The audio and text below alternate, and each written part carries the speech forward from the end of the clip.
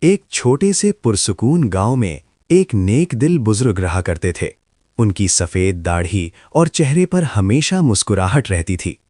وہ ہر صبح آہستہ آہستہ گلیوں میں چلتے اور جس سے بھی ملتے کہتے السلام علیکم۔ وہ بچوں، دکانداروں، غریبوں اور اجنبیوں سب کو سلام کرتے۔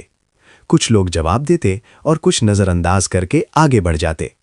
ایک دن ایک چھوٹے بچے نے پوچھا، دادا جان، آپ سب کو سلام کیوں کرتے ہیں، چاہے وہ جواب دیں یا نہ دیں؟ بزرگ مسکرائے اور بولے، بیٹا، سلام صرف الفاظ نہیں ہوتے، یہ دعا ہے۔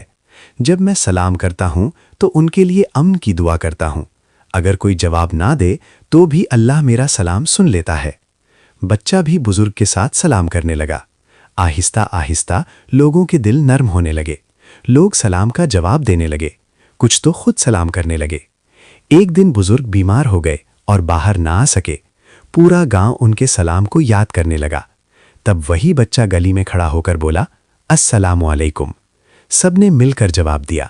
اس دن بچے نے سمجھ لیا، ایک سلام دلوں کو جوڑ دیتا ہے اور سلام جنت کا راستہ ہے۔ سبق: سلام کہنا سنت ہے، یہ محبت، امن اور اللہ کی رضا کا ذریعہ ہے۔